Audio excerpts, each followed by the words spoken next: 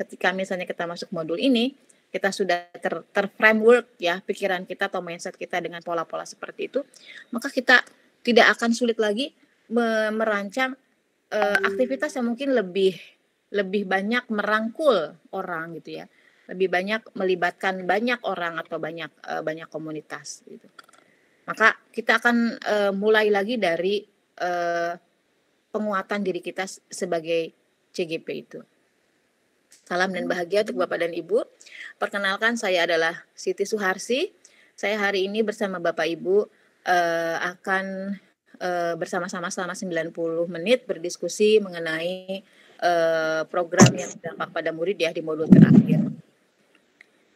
Saya adalah pengajar di satu universitas di Provinsi Banten, dan kalau pengalaman saya mengajar, entah ini dianggap sudah lama atau belum ya, tapi saya diangkat pertama kali tahun 2001, berarti hampir 20 tahun saya mengajar begitu.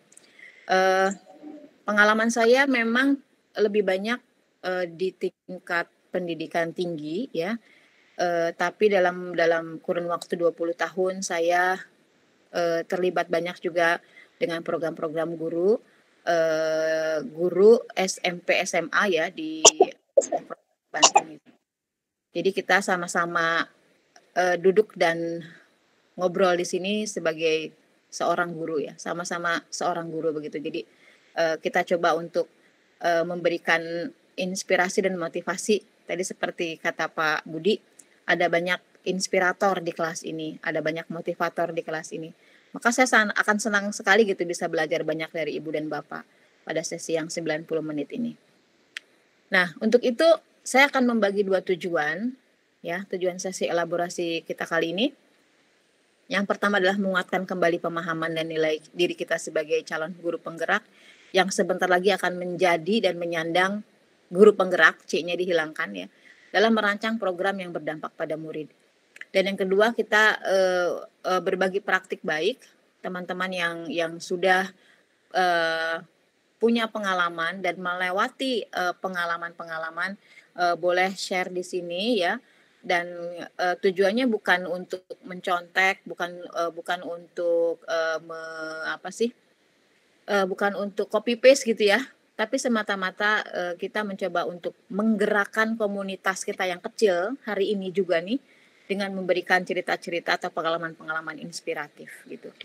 Jadi untuk 2 tujuan ini mudah-mudahan bisa kita lalui dan kita capai ya. Dan mungkin kalau agak-agak telat wajar ya, biasanya kalau sudah asik berdiskusi itu sampai lupa waktu, tapi mudah-mudahan tidak terlalu lama. Nah, ini pemahaman inti, ini hanya pengingat saja untuk Bapak dan Ibu bahwa ketika Bapak Ibu masuk ke modul 3.3, sebenarnya adalah ini pengembangan keterampilan yang sudah Bapak Ibu miliki. Pengembangan keterampilan yang sudah Bapak Ibu miliki dari mulai modul 1, kalau modul 1 lebih ke konsep ya, konsep, nilai, visi, misi begitu. Jadi kalau kita perhatikan modul 1 inilah fase di mana Ibu dan Bapak tergerak gitu. Kemudian masuk ke modul 2, di situ ada pembelajaran berdiferensiasi, kemudian ada sel, kemudian budaya positif ya, dan kemudian ada coaching. Di situ kita mulai bergerak. Sebenarnya bergerak sendiri itu bisa dimulai dari mencoba untuk merekonstruksi gitu, merekonstruksi paradigma dan pola pikir kita. Sebenarnya tujuan utama pendidikan itu apa sih begitu ya? Itu ada pertanyaan-pertanyaan dasar yang sudah ditanyakan kepada Bapak Ibu mulai dari modul 1.1 tentang visi dan misi. Kemudian nilai dan peran itu di modul 1.2, kemudian bagja di 1.3 dan 1.4 berikutnya. Jadi konsep-konsep yang abstrak yang berupa memang nilai dan peran itu memang disimpan di modul-modul awal sebagai langkah untuk mendobrak ya, untuk mengubah mindset kita yang sebelum masuk program ini. Misalnya saya kok mungkin sering mengeluh ya, secara sederhana lah contohnya. Tapi ketika kita mulai belajar bagaimana mengelola aset, bagaimana berkomunikasi dengan baik gitu loh, maka kita mencoba pelan-pelan mengubah pola pikir yang direfleksikan pada tindakan kita gitu. Dan khusus untuk modul ini, kita akan mencoba mengembangkan kembali keterampilan Bapak Ibu ya untuk dalam memanfaatkan aset yang dimiliki sekolah untuk merencanakan program yang berdampak pada murid dengan tahapan bagja, kemudian mailer serta manajemen resiko. Untuk konteks sesi ini mungkin tidak akan banyak saya bahas teknisnya gitu loh. Bagaimana merancang program tidak seperti itu, tapi apa sih maksud dibalik perancangan program berdampak pada murid? Gitu ya. Apakah memang sudah melakukan hal tersebut? Gitu. Karena kemudian mailer serta manajemen resiko itu merupakan tools, alat yang bisa membantu kita dalam menjalankan program. Tapi programnya sendiri itu seperti apa gitu loh? Apalagi di situ ada embel-embel berdampak pada murid. Apa sih yang dimaksud dengan berdampak pada murid? Nah, itulah kata kunci yang akan saya tanyakan pada Bapak dan Ibu di awal ini. Maka saya menyiapkan 3 pertanyaan reflektif. Ya. Yang pertama adalah, apa saja perubahan pola pikir Bapak dan Ibu setelah belajar modul-modul PGP hingga saat ini? Kemudian yang kedua, apa yang Bapak Ibu ketahui tentang program berdampak pada murid?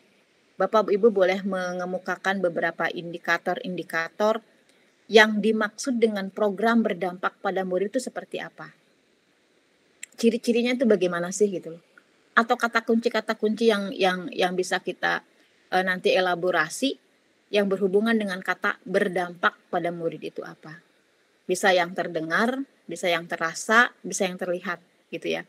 Dan yang ketiga, mengacu pada pengalaman Bapak Ibu di modul-modul sebelumnya 1 dan 2 sampai pada modul 3.2, apa sih keterampilan dari modul yang paling Bapak Ibu kuasai ya, yang nanti membantu Ibu gitu, yang nanti bisa membantu Bapak dan Ibu dalam membuat program yang berdampak pada murid. Contohnya misalnya ketika Bapak Ibu masuk ke coaching gitu ya, ke coaching. Di situ Bapak Ibu diperkenalkan bagaimana mendengar aktif gitu ya. Bagaimana bagaimana menjadi bagaimana berkomunikasi dengan baik. Nah, dari keterampilan yang Ibu Bapak kuasai dalam konteks atau topik coaching, kira-kira apakah Bapak Ibu tercetus gitu rencana program yang Bapak Ibu akan buat dari keterampilan yang sudah dikuasai itu. Tapi di sini highlight-nya tetap pada yang memberikan dampak pada murid tadi. Nah, boleh nanti Bapak Ibu bercerita, memberikan pendapat ya dari 3 pertanyaan ini. Dipersilahkan Ibu dan Bapak di kelas hebat ini boleh share opini dan pendapatnya berdasarkan 3 pertanyaan reflektif pada sesi awal ini. Silahkan Ibu Bapak.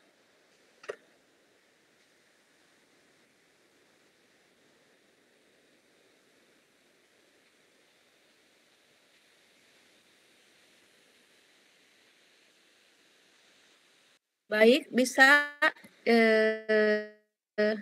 raise hand mungkin ya, Pak ya. Oke, Ibu Deswati, silahkan Ibu.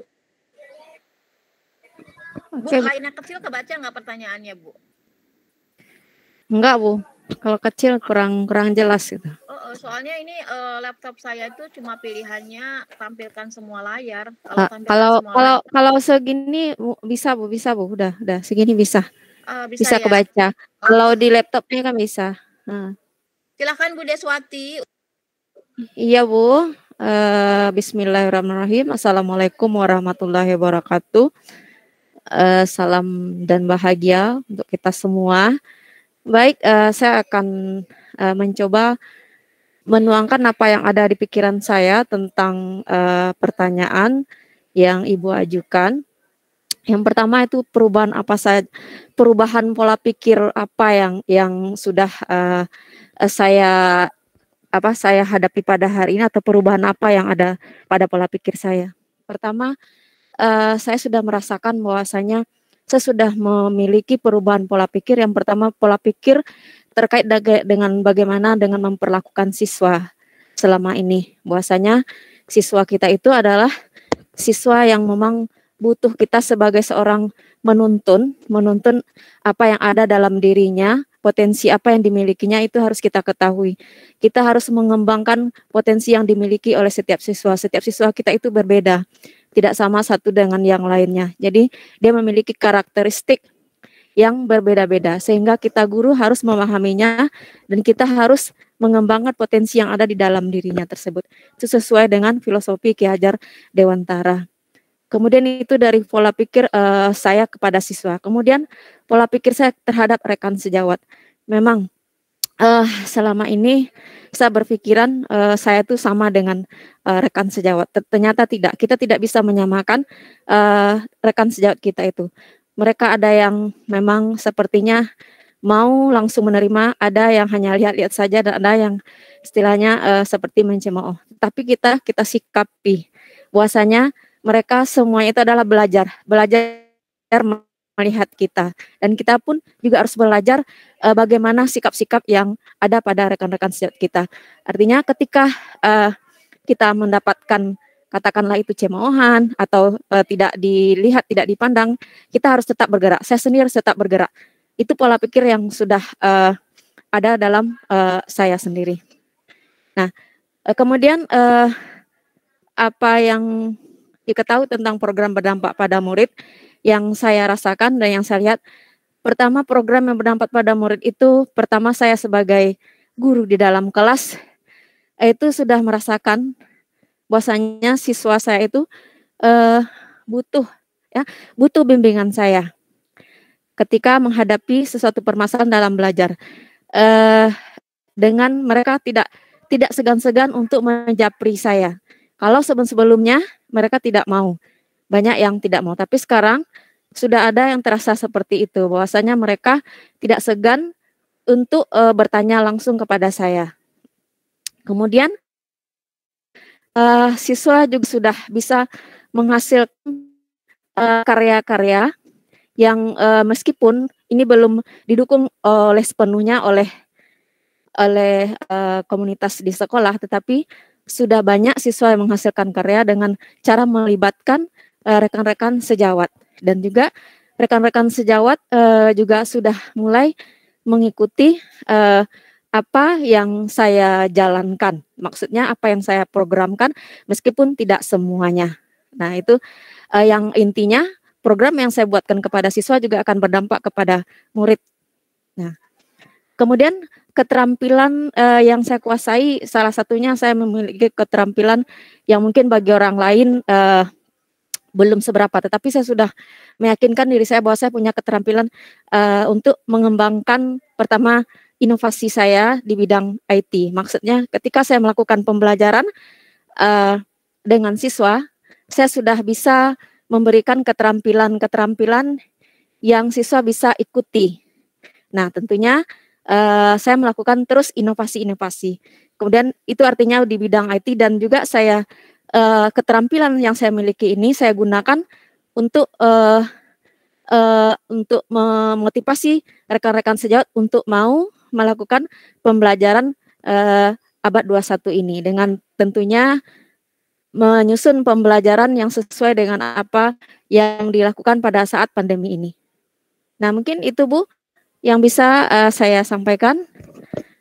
Assalamualaikum warahmatullahi wabarakatuh. Terima kasih Bu Deswati ya.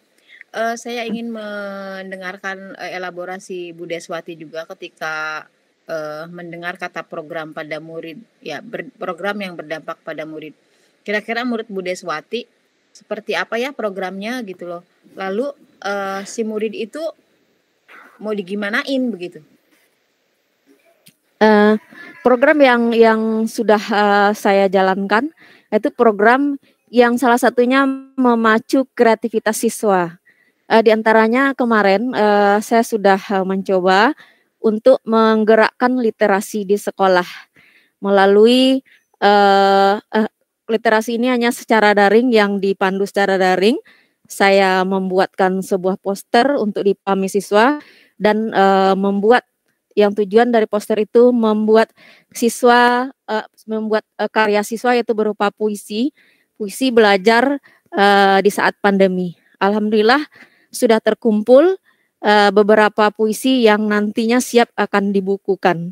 Nah, artinya program yang berdampak kepada murid ini adalah program yang betul-betul melihat kemampuan siswa, mengembangkan kemampuan siswa dan potensi diri siswa untuk terus berkembang di masa yang akan datang.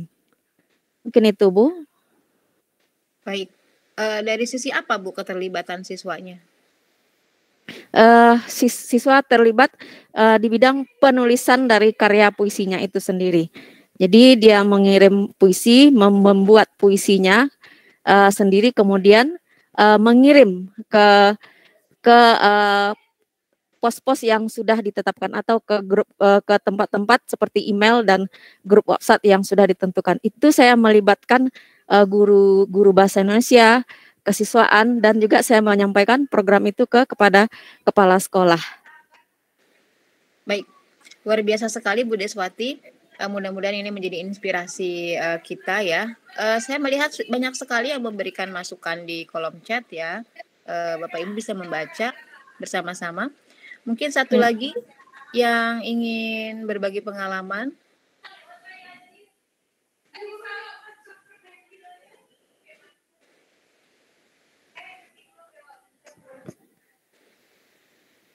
Boleh?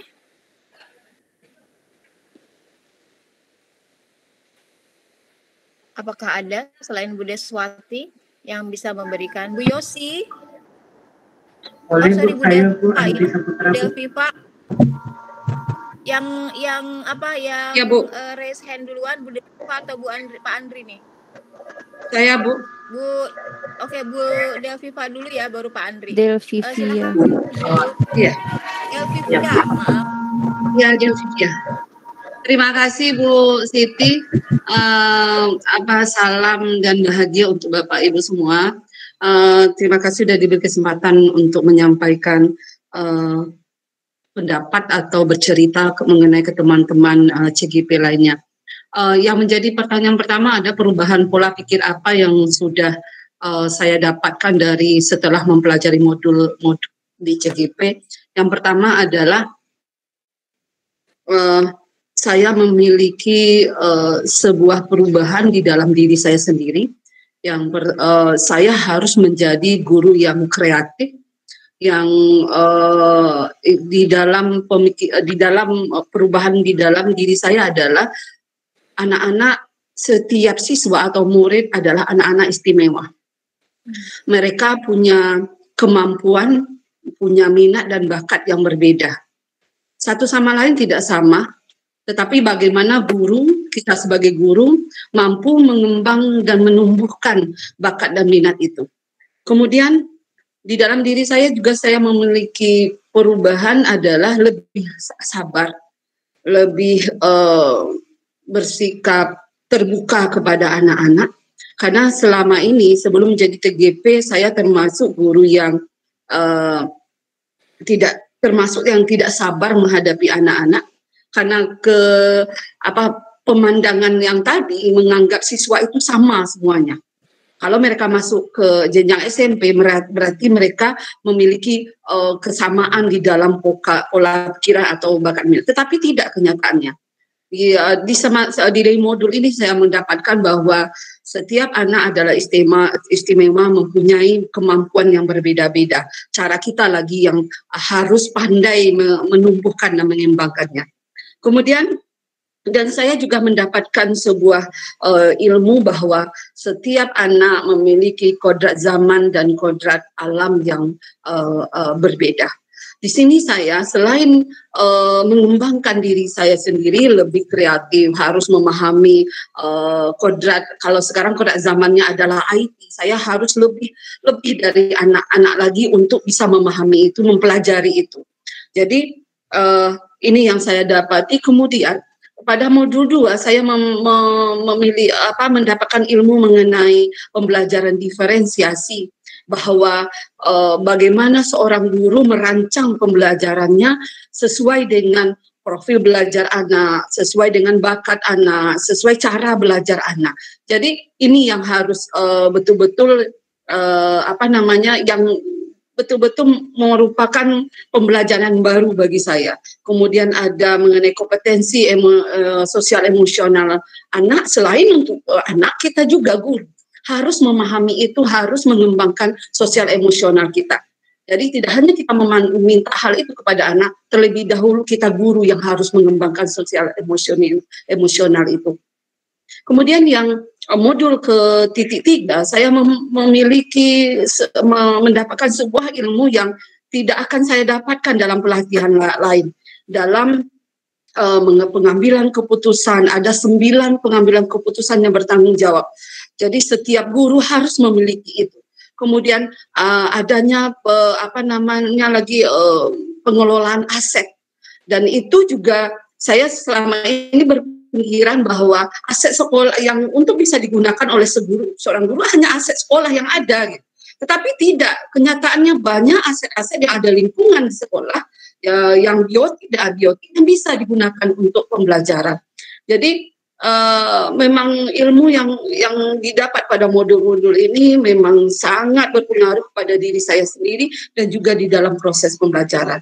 Kemudian apa program yang berdampak kepada anak? Yaitu program-program yang memang langsung tertuju kepada anak. Setiap aset yang mungkin bisa kita gunakan, salah satu anak adalah aset kita di dalam pembelajaran. Sekarang saya sedang membuat sebuah modul 3.2, saya menggunakan aset lingkungan Ibu, di mana aset lingkungan yang saya gunakan adalah membuat kolam kreatif untuk anak. Kayak saya guru IPS, selama ini anak menuangkan membuat peta pada kertas karton. Sekarang saya membuat kolam kreatif di mana anak berkreatif langsung di dalam kolam yang berisi tanah yang bisa mereka membuat peta, membuat bentuk alat, bentuk buka bumi di dalam kolam kreatif itu. Itu yang sedang saya laksanakan sekarang di dalam aksi nyata 3.2. Kemudian apakah keterampilan di modul yang paling Ibu kuasai sehingga yang membantu dalam saya menguasai, yang lebih saya pahami adalah pembelajaran diferensiasi dan KSE, dan itu sudah saya laksanakan di dalam pembelajaran. Dan coaching termasuk yang masih perlu saya pelajari terus-menerus, karena coaching itu kalau dilakukan terus-menerus mungkin lebih aktif lagi. Dan itu aja Bu, mungkin saya bisa sharing mengenai apa yang sudah menjadi perubahan dan yang sedang saya lakukan. Terima kasih Bu. Assalamualaikum warahmatullahi wabarakatuh. Waalaikumsalam. Terima kasih Bu Vivia. Yang bisa saya highlight dari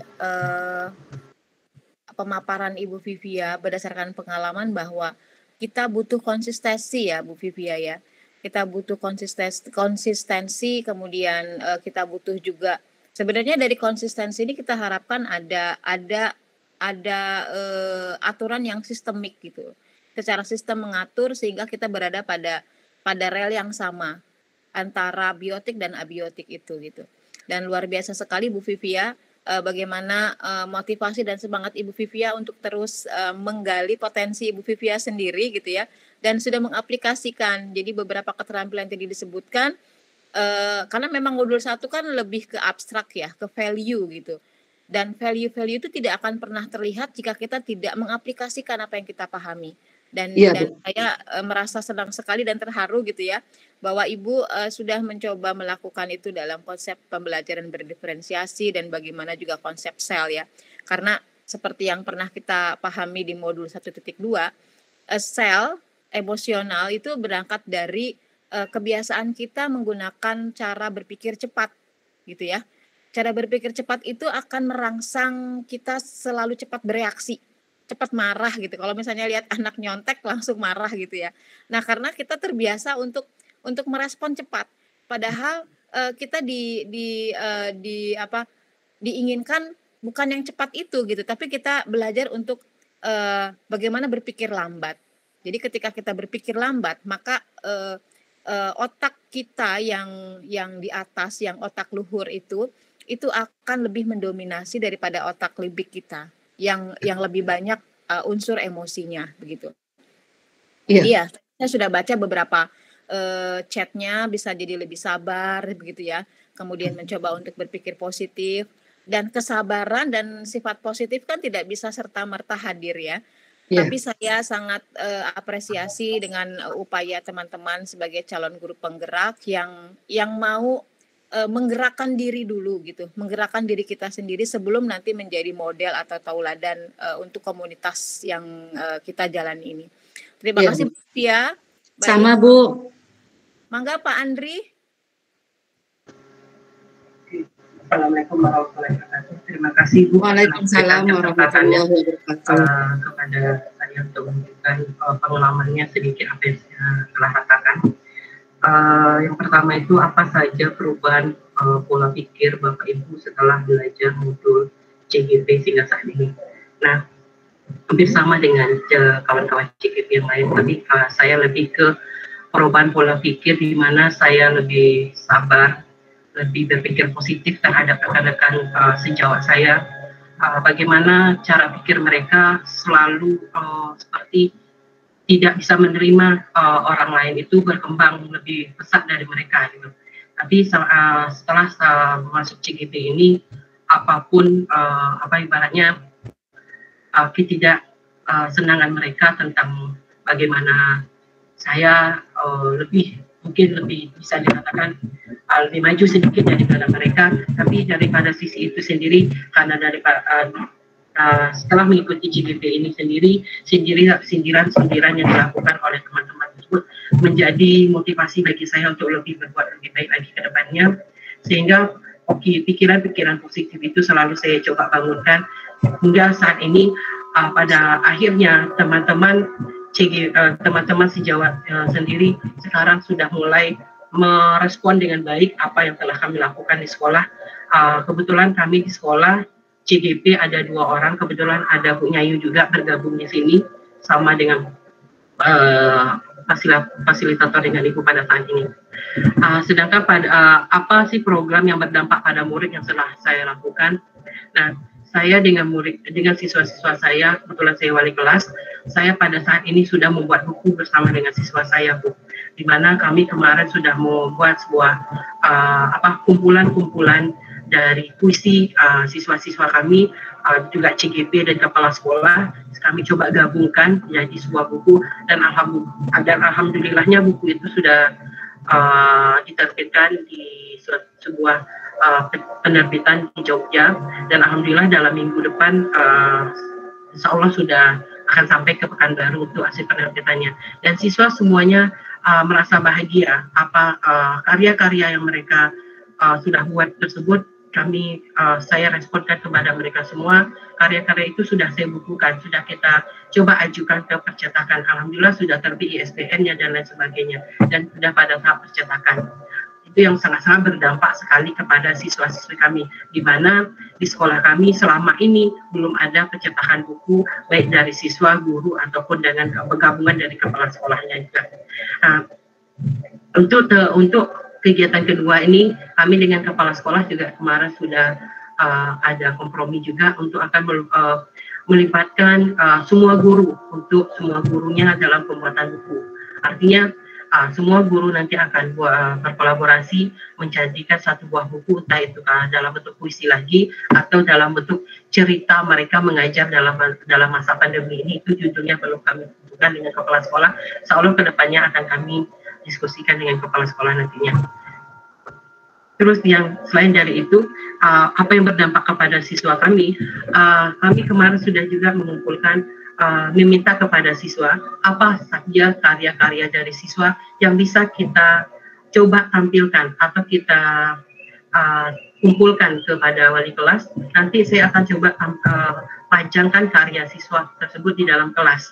Nah, di mana saya biasanya dengan guru-guru yang masuk di dalam kelas saya juga saya ingatkan, apapun karya siswa yang telah diajarkan, yang sudah dibuat oleh siswa, baik itu dalam pembelajarannya masing-masing, tolong cari yang terbaik, berapa karya yang bisa dipajangkan di dalam kelas, karena di dalam kelas tersebut saya sudah membuatkan ses-sesnya tempat pajangan karya dari siswa-siswa saya di dalam kelas, yaitu ada kelas IPA, matematika, IPS, dan hampir seluruh mata pelajaran itu pajang karyanya sudah saya sediakan. Itu tergantung dari guru bidang studi yang sudah men-set tidaknya karya-karya siswa tersebut untuk bisa dipajangkan di dalam kelas.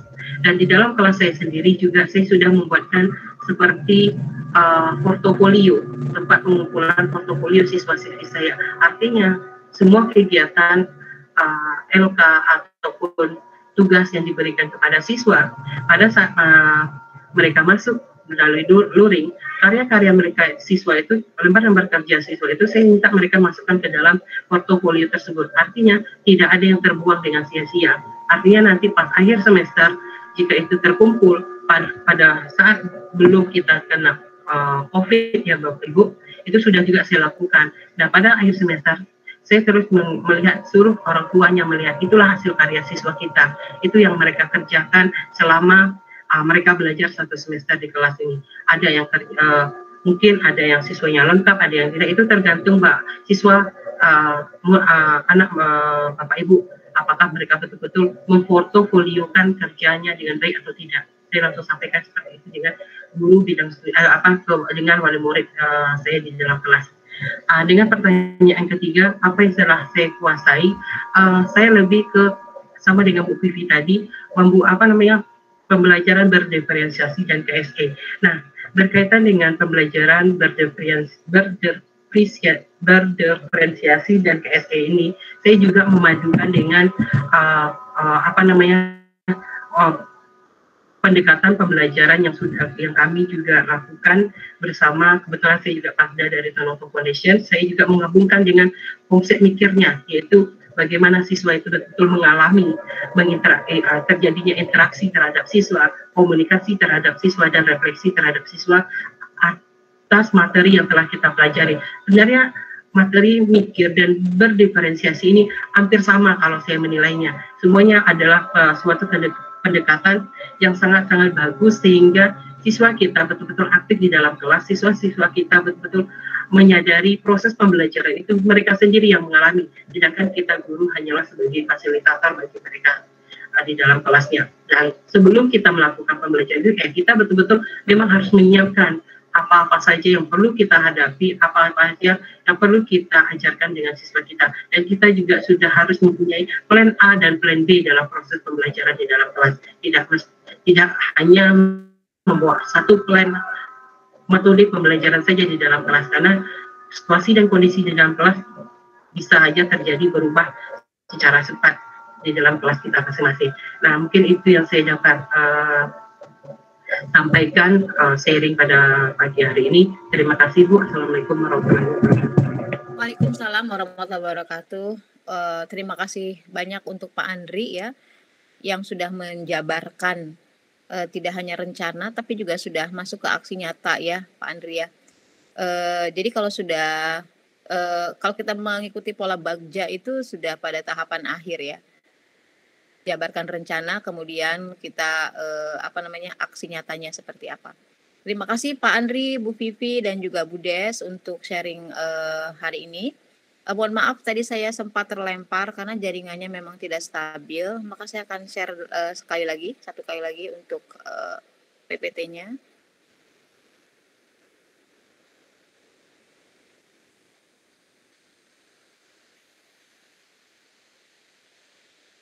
Baik. Nah, Bapak Ibu, apa yang sudah Bapak Ibu tadi jelaskan, kemudian Bapak Ibu bagi sebagai praktik baik, saya rasa dan saya yakin sekali Bapak Ibu sudah mengembalikan kepada tujuan pendidikan, seperti yang dikemukakan oleh Ki Hajar Dewantara, bahwa maksud pendidikan itu adalah menuntun. Tadi Bu Des sempat menyentil ini ya, gitu ya, menuntun. Apa sih yang kita tuntun? Yang kita tuntun itu berarti yang kita bimbing segala kekuatan dan kodrat yang ada pada anak-anak. Dengan demikian bahwa seperti kata Bu Vivi, bahwa semua anak-anak atau semua murid yang kita miliki itu memiliki keunikan dan potensi sendiri. Mereka memiliki kekuatan, ya, karena di sini diyakinkan bahwa menuntun segala kekuatan kodrat yang ada pada anak-anak. Jadi tidak ada murid yang terlahir bodoh gitu ya. Tidak ada murid yang terlahir nakal gitu. Tapi kita mungkin belum melihat potensi yang memang ada dalam diri anak-anak tersebut. Karena ketika kita berbicara karakter atau sikap gitu ya, yang nampak itu hanyalah yang 12% gitu. Seperti materi gunung es itu ya, bahwa yang nampak itu yang puncaknya itu puncaknya itu hanya 12%. Sedangkan yang 88% itu masih ada di bawah gitu ya. Jadi kita ibaratkan sebagai gunung es laut di dalam laut gitu. Maka yang nampak itu hanyalah puncaknya ya. Dan mungkin puncaknya itu adalah karakter-karakter yang dipengaruhi oleh lingkungan, kemudian yang dipengaruhi oleh pengalaman dan nilai-nilai gitu. Yang 88 karena tertutup oleh laut gitu ya. Kadang-kadang kita tidak ingin gitu ya. Kita sebagai guru itu malas gitu atau tidak punya ide bagaimana sih mengupayakan anak-anak ini supaya memunculkan atau supaya potensi yang ada dalam diri mereka itu muncul gitu. Nah, padahal berdasarkan tujuan pendidikan yang digaungkan oleh Ki Hajar Dewantara, bahwa maksud pendidikan itu adalah menuntun segala kekuatan kodrat yang ada pada anak-anak. Jadi anak-anaklah yang perlu kita utamakan. Maka kita menghamba pada anak-anak. Jadi konsep menghamba pada anak-anak adalah bagaimana upaya kita terus-menerus gitu ya untuk bisa membuktikan bahwa setiap anak memang memiliki potensi, memiliki kekuatan gitu yang nanti bisa dilejitkan gitu. Agar mereka, ini tujuan yang jangka panjang sekali ya, dan menurut saya ini memang tidak mudah gitu. Tapi bukan tidak mungkin bahwa tujuan kita melejitkan potensi, kemudian memberdayakan atau mengupayakan kekuatan-kekuatan, mendorong kekuatan-kekuatan itu muncul agar mereka bisa mencapai keselamatan dan kebahagiaan yang setinggi-tingginya, baik sebagai manusia maupun anggota masyarakat. Ada highlight yang sangat menarik dari falsafah pendidikan yang dituangkan di sini, bahwa kita mengantarkan murid-murid kita itu, baik dia sebagai pribadi, dia sebagai manusia ya, atau sebagai anggota masyarakat. Artinya ketika misalnya kita mengoptimalkan potensi-potensi yang mereka miliki, mereka dihargai sebagai individu yang memang memiliki banyak keterbatasan dan banyak kekuatan. Dengan demikian ketika mereka mengenali diri sendiri, maka mereka dengan sendirinya juga akan mengoptimalkan apa yang dia miliki. Jadi dia mengetahui apa yang menjadi kekuatan dan kelemahan.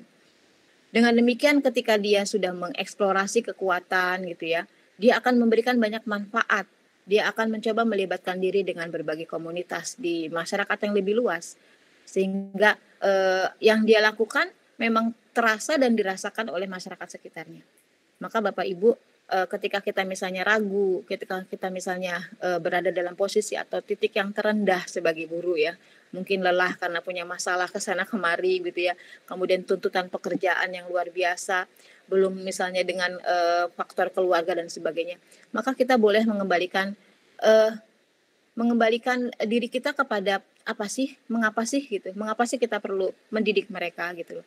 Mengapa sih murid-murid itu perlu diberdayakan, perlu dibuka potensinya gitu. Karena kita punya tujuan yang sangat luar biasa dan luhur gitu ya, bahwa kita berupaya untuk mengantarkan mereka selamat dan bahagia, baik sebagai manusia ataupun sebagai anggota masyarakat. Nah, disinilah kita sebagai guru penggerak, bahwa kita mulai dari diri kita ya, dan kita mencoba untuk menggerakkan orang lain. Jadi yang perlu kita bedah itu kan diri kita dulu gitu ya. Yang perlu kita ubah dari diri kita dulu sebelum kita mengubah orang lain atau sebelum kita menggerakkan orang lain, maka kita perlu bergerak di sini. Maka dari 3 rangkaian ini kita ada di posisi mana gitu ya. Apakah kita sudah masuk ke fase menggerakkan atau kita masih tergerak saja, masih berniat saja, tapi belum aksi nyata gitu loh. Belum ada actionnya. Karena tergerak bisa saja dari awal sudah tergerak, tapi berikutnya apakah Bapak Ibu sudah berani mendobrak atau merekonstruksi apa yang sudah kita yakini selama ini begitu ya. Karena tantangannya banyak, karena hambatannya luar biasa. Nah, di fase bergerak inilah kita secara konsisten, secara kontinu gitu, mengubah paradigma, mengubah pola pikir, dan mengimplementasikan perubahan-perubahan itu dalam konsep nyata, dalam tindakan nyata, di mana ya sekecil yang bisa kita lakukan, sesederhana yang bisa kita lakukan, tapi kita merasa bahwa apapun yang kita lakukan, baik itu sederhana, itu memiliki dampak yang luar biasa bagi komunitas, terutama bagi murid. Disitulah kita sudah masuk pada fase menggerakkan tadi. Dan untuk kelas yang hebat ini saya merasa yakin sekali Bapak dan Ibu sudah melewati fase bergerak ya, menuju ke fase menggerakkan. Nah, kenapa sih kita perlu menggerakkan itu ya? Karena Bapak Ibu untuk dunia yang sekarang sepertinya atau zaman yang sekarang, kita perlu mengembalikan murid-murid kita mengembalikan mereka sebagai sebuah profil pelajar Pancasila. Bapak Ibu saya yakin sudah membaca konsep-konsep mengenai profil pelajar Pancasila ya, yang ada 6 komponen yang saling berhubungan. Tapi ketika kita menginginkan atau menjadikan anak kita sebagai target profil pelajar Pancasila, kita perlu bertanya dulu gitu, apakah kita memiliki nilai-nilai profil pelajar Pancasila? Karena sangat tidak mungkin ketika kita mengajarkan misalnya IT ya, bagaimana kita membuat aplikasi, bagaimana kita misalnya membuat Padlet misalnya, tapi kita sendiri belum belajar Padlet itu. Bagaimana kita misalnya menghitung di Excel, tapi kita tidak pernah punya pengalaman menghitung Excel. Jadi inilah yang diinginkan oleh program Guru Penggerak, bahwa kita melakukan atau mengubah diri kita secara kontinu, konsisten gitu ya, sehingga nanti kita bisa mengubah dan menggerakkan komunitas tersebut. Konsistensi dan juga kemauan keras dari kita itu sebenarnya memang bermuara nanti ke sini gitu loh, ke profil pelajar Pancasila ini.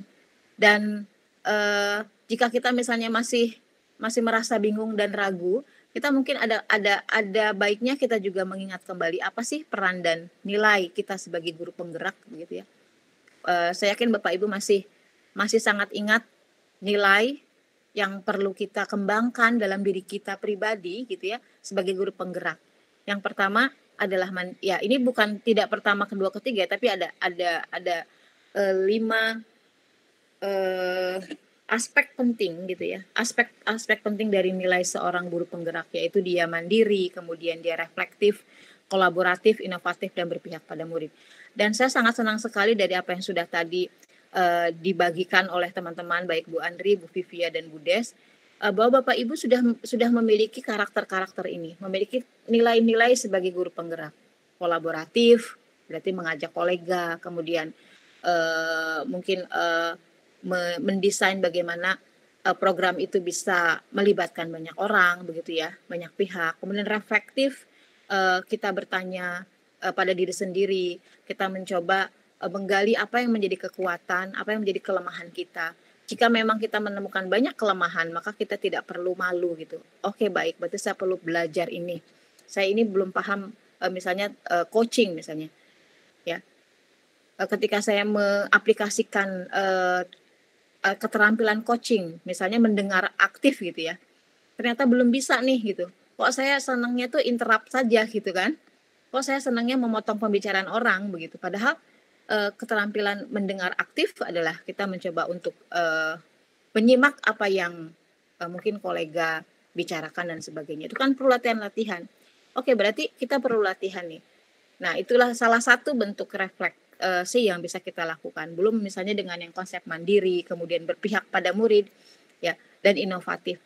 Dan konsep mengenai nilai keberpihakan kita kepada murid itu ternyata sudah dibawa dari modul 1.1 ya Bapak Ibu ya.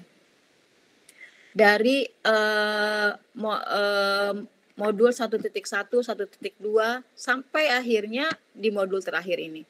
Artinya benang merah yang juga digaungkan sebagai tujuan yang ingin dicapai, bahwa kita melakukan proses pembelajaran begitu ya, baik mengubah pola pikir, kemudian empower ourselves gitu ya, bagaimana kita memberdayakan diri kita sendiri, itu pada ujungnya adalah untuk keberpihakan kita kepada murid gitu. Dan peran kita sebagai CGP, apa sih perannya sebagai guru penggerak? Ternyata apa yang sudah Bapak Ibu share tadi juga, saya lihat memang perannya sudah mulai dilakukan secara nyata ya. Misalnya menggerakkan komunitas praktisi, kemudian menjadi coach bagi guru yang lain, kemudian mendorong kolaborasi, mewujudkan kepemimpinan murid, dan menjadi pemimpin pembelajaran. Jadi konsep dan konteks pemimpin dalam modul 3 ini tidak merujuk pada tidak merujuk pada apa ya, pada jabatan gitu ya, pada jabatan struktural sebagai pemimpin sekolah. Tapi di sini menjadi pemimpin pembelajaran. Karena memang wilayah kita adalah wilayah kelas gitu. Jadi bagaimana kita menjadi pemimpin dalam area kita, dan bagaimana kita bisa mewujudkan kepemimpinan murid. Jadi yang perlu kita perhatikan juga tidak selalu diri kita menjadi pemimpin, tapi mengajarkan mereka untuk juga menjadi pemimpin bagi diri mereka dan bagi teman-temannya. Nah, di sini ada kaitannya sekali dengan program pada murid itu. Jadi program yang berdampak pada murid salah satunya adalah dengan pelibatan murid, gitu ya, dalam program tersebut. Mulai dari tujuannya, gitu loh. Biarkan mereka menentukan tujuan mereka sendiri. Apa sih yang ingin mereka lakukan? Misalnya mereka punya ide ingin membuat pojok baca misalnya. Nah, ide-ide itu atau ide atau program yang mereka inginkan itu ya seharusnya memang berangkat dari mereka gitu loh. Mungkin sebagai guru kita perlu menstimulus gitu ya, perlu bertanya, apakah kalian punya program misalnya untuk liburan panjang ini? Nah, itu kan sebagai stimulus itu.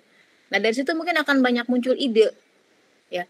Dan ketika mereka mencetuskan ide atau rencana, nah berarti mereka sudah masuk pada tahap menentukan tujuan gitu. Dan tujuan yang mereka tentukan adalah tujuan yang mereka inginkan bersama-sama gitu. Jadi tidak didikte oleh gurunya. Jadi keterlibatan atau peran murid ya dalam program gitu, itu memang bisa kita dorong dari yang paling dasar dulu gitu, dari mulai perencanaan dulu. Apa sih yang ingin kamu rencanakan? Lalu bagaimana kamu mengeksekusi rencana ini? Lalu bagaimana pelaksanaannya? Siapa saja yang terlibat? Jadi biarkan mereka berinovasi begitu ya, biarkan mereka berkembang.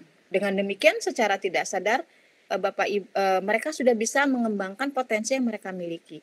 Bahwa tadinya mungkin yang malu-malu ketika dijadikan satu grup, kemudian ketika mereka memilih peran yang mereka inginkan misalnya, karena kalau misalnya kita menunjuk seseorang, itu belum tentu peran itu yang dia inginkan. Tapi ketika kita misalnya membebaskan, oke, dalam program pojok baca ini kamu mau jadi apanya begitu ya. Ketika mereka memilih satu peran yang mereka inginkan, saya yakin sekali bahwa mereka akan melakukan itu dengan penuh tanggung jawab karena dia tahu apa yang dia inginkan dalam satu program ini. Dan Bapak Ibu, ketika kita merancang satu program, terutama program sekolah ya yang berdampak pada murid, kita memang tidak akan bisa melihat dampak itu dalam kurun waktu yang sangat singkat. Tidak mungkin sehari 2 hari atau tidak juga mungkin setelah program selesai kita bisa melihat dampaknya pada murid gitu ya. Tapi mungkin gitu loh, setahun 2 tahun atau ketika mereka lulus gitu ya. Ketika misalnya kita memberikan kepercayaan penuh pada mereka dan ketika mereka lulus, mereka sudah menciptakan diri mereka dan Bapak Ibu sudah melahirkan murid-murid Bapak Ibu sebagai pribadi-pribadi yang penuh percaya diri. Kenapa? Karena dari awal ketika mereka bersekolah misalnya di SMP atau SMA, mereka sudah diberikan banyak kepercayaan dari gurunya gitu. Dan kalau misalnya kita sulit membayangkan, kita mungkin perlu kembali kepada masa-masa kita sekolah gitu ya, masa SMP, SMA, di mana ketika kita bisa terlibat dalam satu panitia kegiatan sekolah lah ya, dan kita dipercaya gitu loh menjadi panitia itu, kita merasakan pengalamannya bagaimana sih gitu ya, terlibat dalam panitia kegiatan sekolah, menjadi bagian dari dari kebersamaan misalnya dalam project class meeting misalnya. Ketika kita punya pengalaman itu, dan ketika kita punya pengalaman dan kita merasakan bahwa pengalaman itu terbawa sampai sekarang pada usia-usia kita gitu. Artinya keterlibatan kita dalam program-program atau dalam kegiatan sekolah itu cukup bermakna. Nah, inilah yang ingin kita hadirkan, bahwa keterlibatan siswa kita entah dalam setiap aktivitas yang kita rancang gitu ya, seyogianya adalah membawa kebermaknaan, memberikan pengalaman yang bermakna, sehingga itu akan dibawa sampai seumur hidup mereka. Begitu.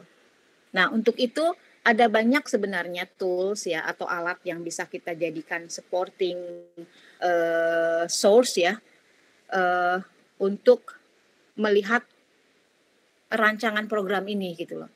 Nah, seperti yang Bapak Ibu sudah pelajari di modul ini, ada konsep Meller, monitoring, evaluasi, learning, dan reporting. Dan apakah ini sebenarnya satu-satunya? Tentu saja bukan ya.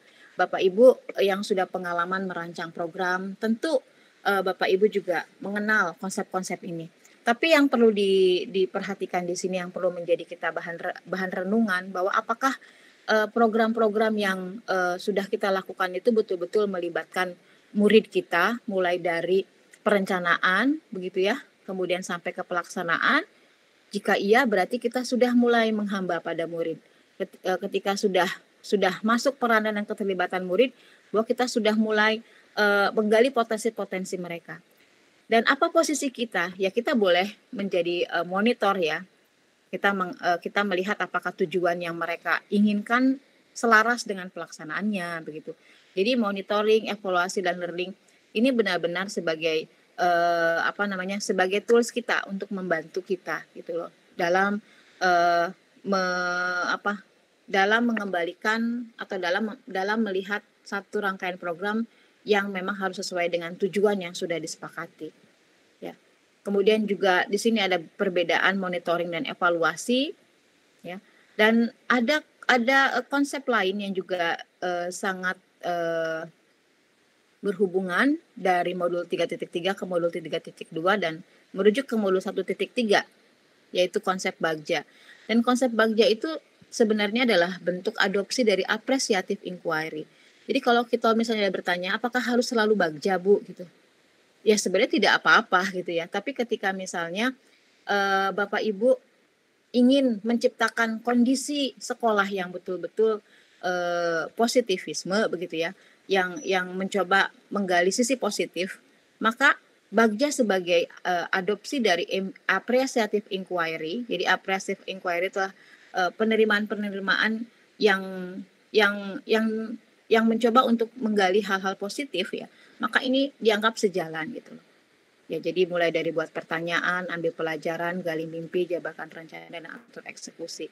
Jadi ketika Bapak Ibu mempercayakan murid-murid untuk merencanakan pembelajaran, maka biarlah mereka menentukan tujuan mereka sendiri pada buat pertanyaan, kemudian mereka boleh melihat apa sih yang sebenarnya ingin kalian ambil gitu ya. Mau seperti apa proyeknya?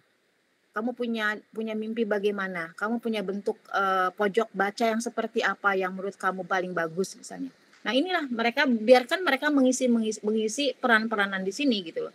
Nah, itu salah satu indikasi yang bisa terlihat sebuah program itu berdampak pada murid begitu. Jadi kita tidak lagi ingin terjebak pada teknis ya, teknis bagaimana memonitor, kemudian teknis seperti apa manajemen resikonya atau bagaimana pelaksanaan bagiannya. Saya pikir sudah tidak dalam tahap itu. Tapi kita perlu mensinkronkan dan mensinergikan.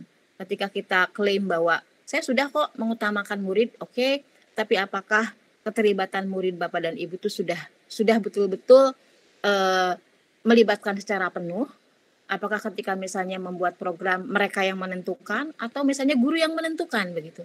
Jadi kalau misalnya masih guru yang menentukan, berarti masih belum 100% keterlibatannya gitu. Jadi yang diinginkan di sini mengutamakan murid, kemudian melibatkan murid, itu adalah memberikan kepercayaan penuh pada diri mereka bahwa mereka mampu loh, bahwa mereka tuh bisa loh. Jadi kadang-kadang kita underestimate gitu ya sama murid. Karena memang kita tidak pernah memberikan kepercayaan. Ketika mereka diberi kepercayaan, kita baru tercengang gitu. Ya Allah, ternyata mereka itu pintar-pintar loh IT-nya gitu loh. Ternyata mereka itu pakai TikTok tuh untuk apa namanya, tutor teman sebaya loh gitu loh. Jadi hal-hal yang mungkin tidak pernah terpikirkan kita sebagai guru ya, mereka tuh sudah jauh loh gitu. Nah itulah akhirnya kita harus mengembalikan juga seperti kata Bu Vivi ya kita mengajar sesuai dengan zamannya. Apa sih zamannya sekarang gitu loh? Aplikasi apa sih yang bisa kita manfaatkan? Jadi kita tidak melihat aplikasi itu kan negatif, nanti main HP terus gitu ya.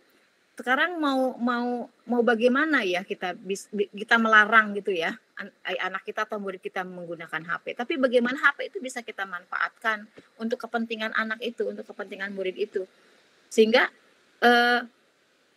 apa ya? Yang aplikasi yang mungkin kesannya negatif itu sebenarnya bisa kita kelola menjadi positif gitu. Nah, itulah apa namanya, konsep atau nilai-nilai dasar dari appreciative inquiry itu, dan itu tercermin dari beberapa tahapan ini ya, BAGJA ini sampai ke atur eksekusi, sampai dia menjabarkan rencana, sampai anak-anak merencanakan sendiri, sampai mengatur siapa perannya, siapa yang berbagi tugas ya, tugas A, tugas B, tugas C itu diambil oleh siapa. Nah, mereka semua yang apa namanya, yang melibatkan diri. Kemudian berdampak pada murid juga bisa kita indikasikan voice of students gitu, bahwa kita mendengar apa yang mereka kemukakan dan mendengar apa yang mereka sarankan gitu ya. Jadi mereka didudukkan sebagai individu yang memang sama gitu. Oke, kalau mau ada pendapat, bagaimana pendapatnya? Nah, itu bentuk sebagai penghambaan pada murid. Baik.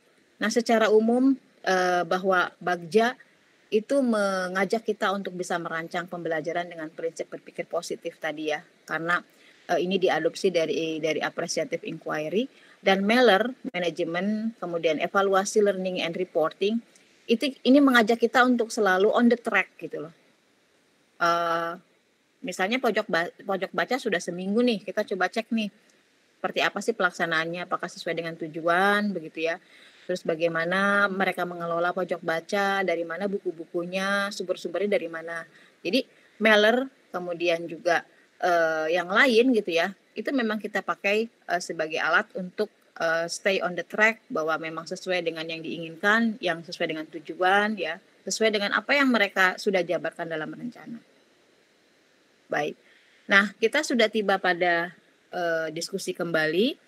Ini sudah 11.15 ya. 11.19, jadi kurang lebih sekitar 10 menit lebih ya. Maka kalau ini kan di kelas ya, mungkin teman-teman ada yang sudah merancang membuat program yang berdampak pada murid gitu. Dari mulai kelas dulu boleh, tapi akhirnya kita berencana gitu, punya rencana, sepertinya ini bisa dibawa ke program sekolah gitu. Ya. Silakan Bapak Ibu.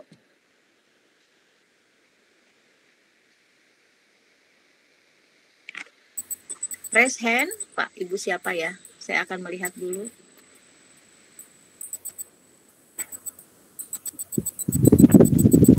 Bapak Zul ya, dan Ibu Yoleta. Siapa duluan ini Bu? Ibu Yoleta dulu ya. Oh Ibu Zul ya. Boleh. Bu. Iya Bu, silakan Ibu Yoleta. Mohon maaf ya, salah menyebut. Ya, silakan Ibu Yoleta. Oke dulu Bu. Oke, terima kasih ya Bu. Baik, Assalamualaikum warahmatullahi wabarakatuh. Waalaikumsalam warahmatullahi wabarakatuh. Terima kasih atas kesempatannya kepada Ibu Siti dan juga kepada teman-teman CGP yang memberikan kesempatan untuk berbagi pengalaman dalam membangun program yang berdampak pada murid di kelas. Nah, untuk program ini, tahap pertama yang saya lakukan itu adalah sebelum membangun program di kelas, karena kan kita sebagai guru itu minimal program yang kita punya itu setidaknya diaplikasikan di dalam kelas, karena itulah lingkungan paling kecil yang harus kita kuasai. Nah, terus pengalaman saya dalam membangun program di kelas yang paling sebelumnya itu pertama yang saya lihat adalah mengenai kebutuhan pembelajar bagi murid gitu. apa sih yang dibutuhkan oleh murid-murid kita dan apa sih potensi yang kita punya. Nah, jadi harus diselaraskan terlebih dahulu kebutuhan murid apa, terus yang kita punya apa sebagai pendidik. Jadi program yang sudah saya bangun dalam kelas itu adalah pembelajaran yang kreatif. Nah, hal ini saya dapatkan karena kita sudah mempelajari di modul 2, yaitu mengenai pembelajaran berdiferensiasi. Bagaimana mempraktekkan pembelajaran yang berpihak pada murid. Nah, untuk pembelajaran berdiferensiasi ini juga kita harus combine dengan beberapa aturan budaya positif agar sejalan, kayak kesepakatan kelas, sehingga kelas itu mudah diatur. Kemudian, dalam membangun program pembelajaran yang kreatif itu, saya sudah mengidentifikasi tadi, pertama kebutuhan murid, kemudian tujuan pembelajarannya apa, terus potensi-potensi yang kita punya apa, sehingga diselaraskan dengan murid. Nah, kalau pada program yang saya bangun di kelas, karena murid saya itu cukup, dia memiliki teknologi, smartphone, hampir di semua siswa memiliki smartphone, kemudian mereka juga memiliki modal untuk memiliki kuota. Nah, jadi kita lihat dari situ potensinya anak-anak memiliki handphone, dia punya modal untuk kuota, istilahnya mereka tidak terkendala lah dengan kuota yang misalnya agak ngeret misalnya gitu, atau kuota terbatas. Nah, jadi sedangkan potensi guru yang saya miliki adalah saya cukup misalnya saya cukup menguasai TIK. Nah, kemudian saya cukup memahami tentang pembelajaran dan tujuan pembelajarannya. Jadi saya selaraskan di situ bagaimana menemukan potensi murid, kemudian potensi kita sebagai guru dalam membangun program. Sehingga saya bentuklah program yang membangun kreativitas siswa berdasarkan pembelajaran berdiferensiasi ini. Jadi di situ kita bentuk hasil karyanya adalah sebagaimana pembelajaran berdiferensiasi, kita boleh mengasih pilihan kepada murid. Nah, dalam membentuk karya atau keterampilan, bisa misalnya dalam bentuk video, atau dalam bentuk tulisan, atau dalam bentuk poster, ataupun jika ada yang misalnya tidak percaya diri sama sekali, bisa dalam membentuk rekam suara atau audio saja, kayak gitu. Nah, itu yang sedang berjalan dan masih berjalan sampai saat ini. Dan strategi ke depan, saya di sekolah itu adalah strategi ke depannya, bagaimana karya-karya murid ini dapat bekerja sama dengan pihak sekolah. Misal, kami, kalau saya ini kan sekolah swasta ya Bu, jadi program saya rencana ke depan itu adalah bagaimana karya-karya murid ini juga berpihak pada sekolah juga gitu. Jadi kita bisa misalnya memanfaatkan situs YouTube sekolah atau situs Google di sekolah dengan memasukkan hasil kreativitas siswa di link itu, di YouTube itu. Terus kita promosikan ke sosial media sekolah kita, sehingga ada keuntungan juga buat sekolah. Sekolah jadi lebih dikenal oleh masyarakat. Oh, program-program sekolahnya ternyata seperti ini, kayak gitu. Oh, guru-gurunya ternyata seperti ini. Hasil karya anak-anaknya begini. Ternyata anak saya dibimbing ya, begitu. Nah, itu sih program singkat saya, Ibu, yang sudah saya jalani dan yang akan ke depan. Terima kasih. Baik, terima kasih Bu Yoleta. Mohon izin juga untuk tidak menyalakan video ini karena sinyalnya goyang-goyang ya. Saya khawatir nanti keluar masuk. Mangga Ibu Zul. Terima kasih Ibu atas kesempatan yang telah diberikan. Bapak Ibu, Assalamualaikum warahmatullahi wabarakatuh. Untuk program yang insya Allah akan saya jalankan karena saya mengajar di kelas bawah, yaitu kelas 2, di mana kelas 2 ini anak-anak diminta untuk sudah memiliki kemampuan membaca. Jadi program yang saya coba jalankan yaitu 10 menit anak-anak membaca sebelum pembelajaran setelah istirahat dimulai. Jadi ada beberapa guru bidang studi yang akan saya libatkan ketika anak-anak membaca setelah bel masuk, setelah istirahat berbunyi 5 menit anak-anak kita minta membaca untuk membaca apapun jenisnya, baik itu buku ataupun mereka membaca artikel atau cerita. Kemudian anak-anak akan membuat resume atau mengambil hikmah dari apa yang dibacanya. Kemudian anak-anak menuliskannya di dalam grup WhatsApp mereka bisa menuliskannya di sana berdasarkan minat mereka, bisa berupa tulisan ataupun bisa berupa rekaman. Nah, jadi insya Allah program ini kemarin juga saya sudah menyampaikan kepada kepala sekolah, dan insya Allah program ini akan menjadi program untuk seluruh sekolah, untuk seluruh kelas yang ada di sekolah kami. Karena ini adalah program bagian dari program literasi sekolah. Itu saja Ibu, terima kasih. Assalamualaikum warahmatullahi wabarakatuh. Waalaikumsalam warahmatullahi wabarakatuh. Alhamdulillah, terima kasih Bu Zul untuk inspirasinya. Ada pertanyaan, apa perbedaan aksi nyata 3233? Tapi sebelumnya ya ada yang mau menjawab pertanyaan-pertanyaan yang ada dalam chat. Perbedaannya apa sih aksi nyata 3233? Kalau 32 Bapak Ibu diminta buat rancangan ya tadi.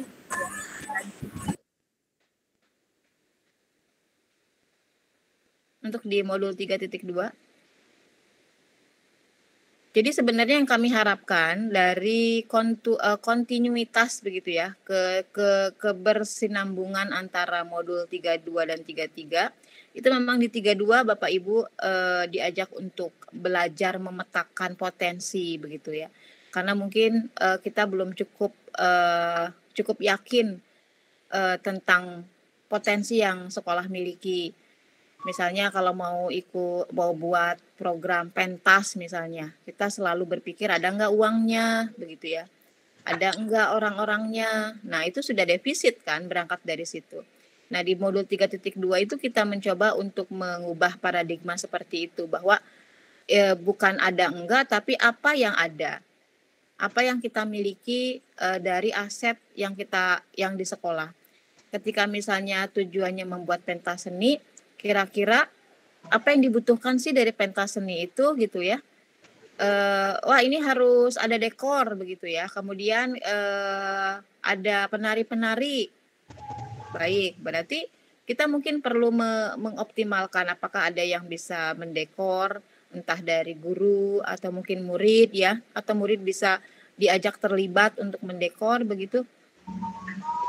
Sehingga yang tadinya tampak tidak mungkin karena tidak ada dana gitu, ternyata bisa gitu loh. Dan itu semua kata kuncinya adalah melibatkan dan membuka komunikasi yang baik ya dengan komunitas kita gitu. Kemarin itu ada teman yang bercerita tentang keterlibatan ya komunitas. Jadi ketika akan ada pentas seni, ternyata sesama guru juga tidak tahu kalau masing-masing dari mereka itu bisa memainkan alat musik gitu loh. Karena kenapa? Mungkin tidak pernah komunikasi ya. Baru kemudian setelah akan membuat program dan mereka terjebak, karena mereka punya masalah keuangan, kalau menyewa tutor atau pelatih musik gitu ya, itu dibayangkan berapa kali, sekali datang biayanya berapa, dikali per bulan gitu loh. Ternyata melalui omong-omongan seperti itu, terbukalah bahwa ada beberapa dari teman-teman guru di sekolah CGP itu yang sama-sama punya kemampuan atau keterampilan alat musik. Akhirnya tidak usah mengambil pelatih, tapi kita sendiri yang memainkan alat musik. Nah, itu sudah mengoptimalkan aset atau kekuatan yang kita miliki. Jangan-jangan kita tidak tahu loh, sebenarnya kita tuh punya kekuatan yang luar biasa. Karena mungkin selama ini memang tidak pernah dilihatkan, tidak pernah digali gitu.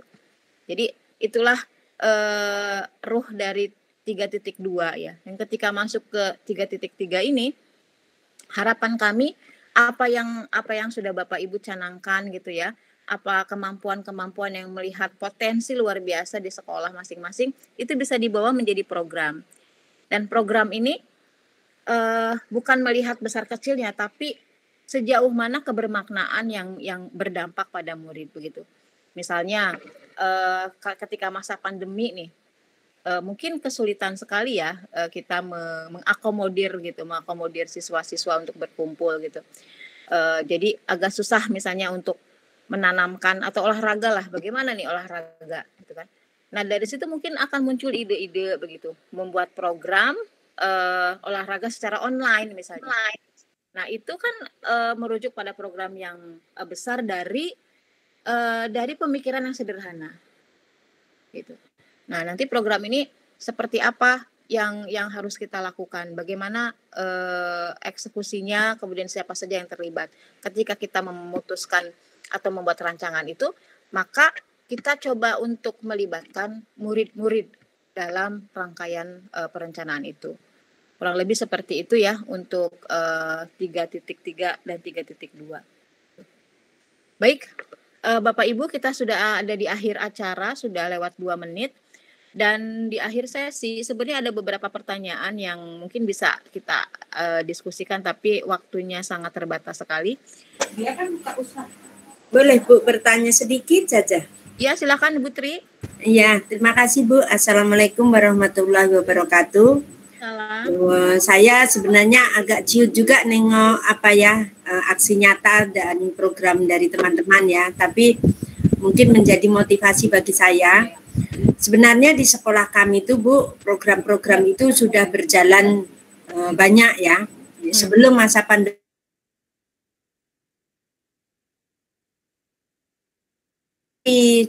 Dupari, dongeng pagi hari, kemudian bank sampah. Tetapi Bu, setelah pandemi ini kan sama sekali berhenti. Jadi kalau program saya misalkan ini saya kan masuk besok kembali itu entah masih bisa berjalan atau tidak. Kalau saya menggalakkan kembali program-program yang sudah vakum ini atau mengingatkan kembali, apakah itu boleh? Apakah itu termasuk bisa dijadikan program, menghidupkan kembali program yang sudah mati suri gitu, boleh enggak Bu? Karena kegiatannya sebenarnya sudah banyak dan bagus, sudah berjalan hampir 3 tahun ya. Tapi benar-benar tidak ada kegiatan setelah pandemi ini, hampir 1,5 tahun ini vakum benar. Jadi rasanya begitu sayang. Nah, saya menggalakkan kembali program yang sudah mati suri ini, apakah ini boleh diaksinya 3.3 ini? Ya, sangat dimungkinkan sekali Bu.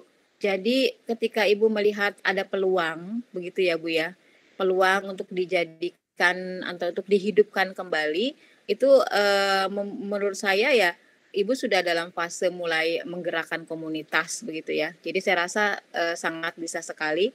Hanya mungkin nanti ketika Ibu akan menghidupkan program-program, kita perlu melihat apakah program ini atau sejauh mana program ini sudah melibatkan murid begitu. Konteksnya untuk modul 3.3.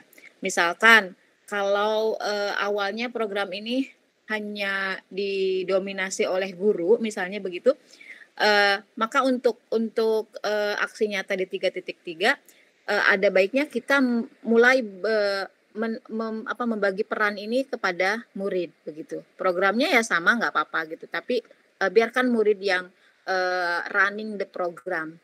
Jadi Ibu sebagai guru melibatkan diri, tidak terlalu aktif ya, mungkin juga mengajak kolega-kolega, tapi kita berikan kepercayaan kepada murid-murid itu gitu.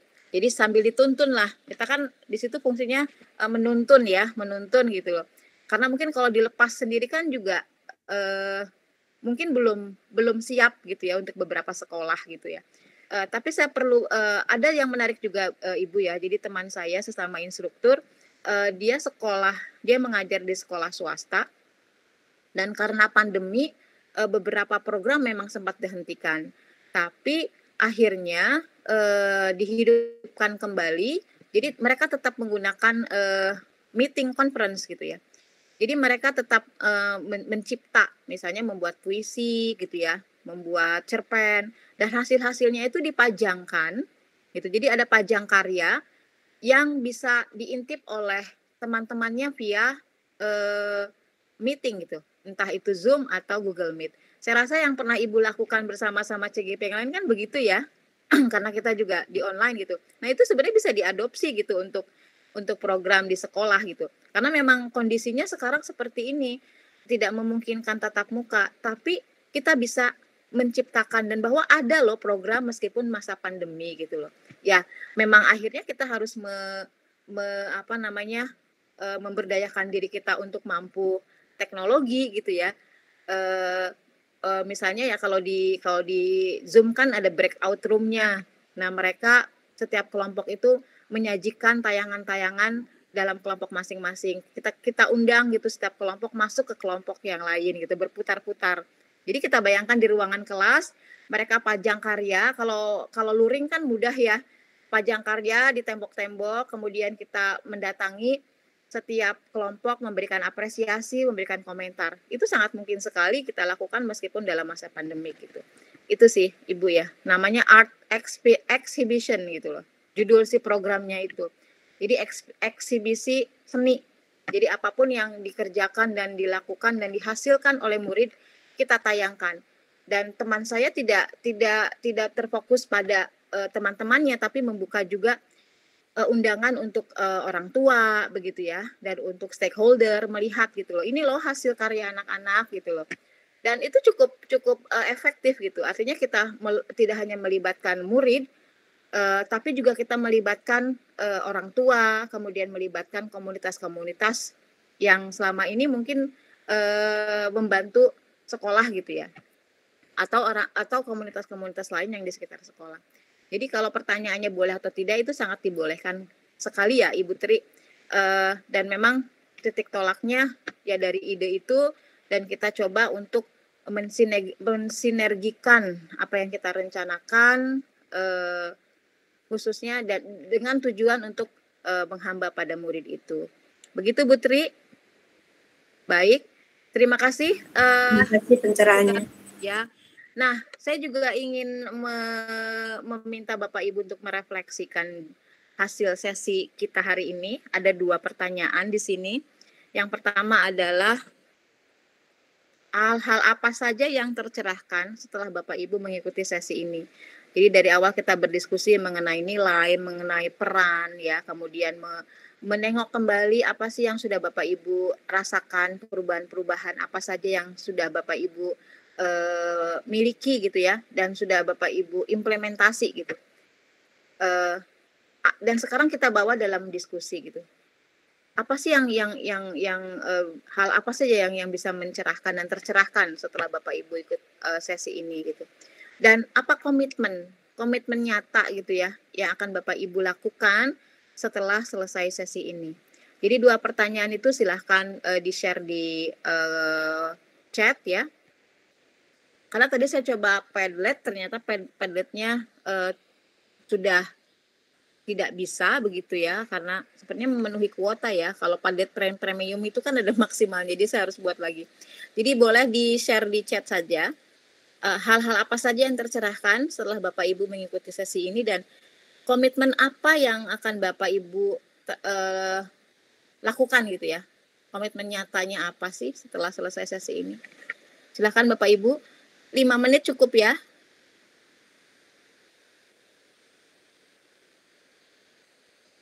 Dan ini ada quote yang cukup menarik, ketika aku bermimpi sendiri itu hanyalah sebuah mimpi.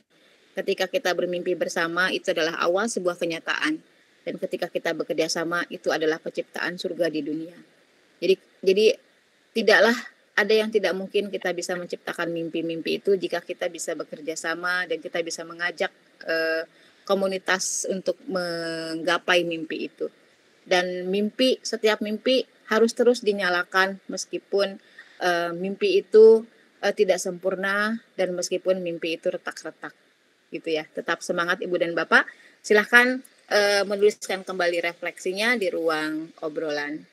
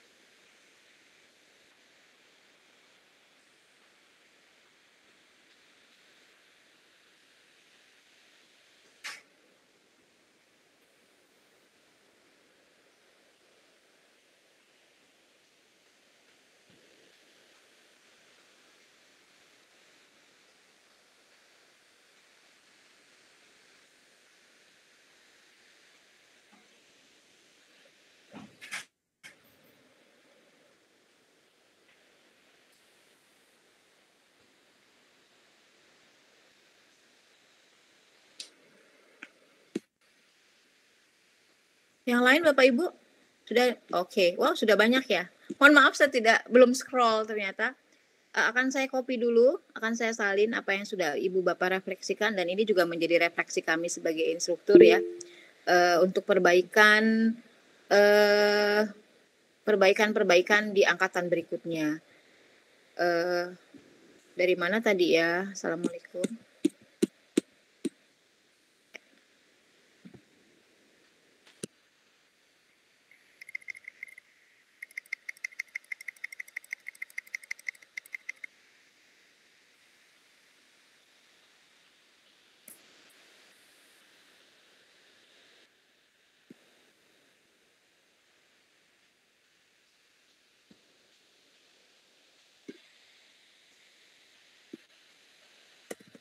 Ya, Ibu dan Bapak, meskipun mungkin ada yang belum memberikan refleksi hari ini, tapi saya yakin refleksi itu akan selalu kita lakukan setiap selesai sesi dan setiap selesai mengajar. Dengan demikian, saya mengucapkan terima kasih sebesar-besarnya atas partisipasi, kemudian partisipasi dan juga sharing ya, sangat luar biasa sekali. Terima kasih kepada Ibu Vivia, kemudian Bu Tri, Bu Des, ya Pak Andri, ya dan Bu Yoleta yang sudah membangkitkan semangat kepada kita untuk tidak padam ya. Karena yang akan dihadapi sesungguhnya adalah ketika Bapak Ibu sudah selesai program ini dan Ibu kembali ke dunia nyata Ibu dan Bapak gitu ya, sebagai guru penggerak bukan sebagai calon. Ya, di mana-mana kalau kita sekolah kuliah itu kan enaknya ya pas kuliah sekolah ya, begitu lulus itu baru pusing gitu kan. Itulah tantangan sesungguhnya. Jadi apa yang Bapak Ibu pelajari dari modul 1 modul 3 mudah-mudahan memberikan pencerahan kepada Bapak dan Ibu, memberikan banyak manfaat sehingga bisa menularkan kembali manfaat dan pencerahan itu kepada orang banyak sehingga semuanya bisa tercerahkan. Demikian dari saya, salam hangat untuk keluarga Bapak Ibu di rumah, selamat akhir pekan. Assalamualaikum warahmatullahi wabarakatuh. Waalaikumsalam warahmatullahi wabarakatuh. Waalaikumsalam warahmatullahi wabarakatuh. Terima kasih.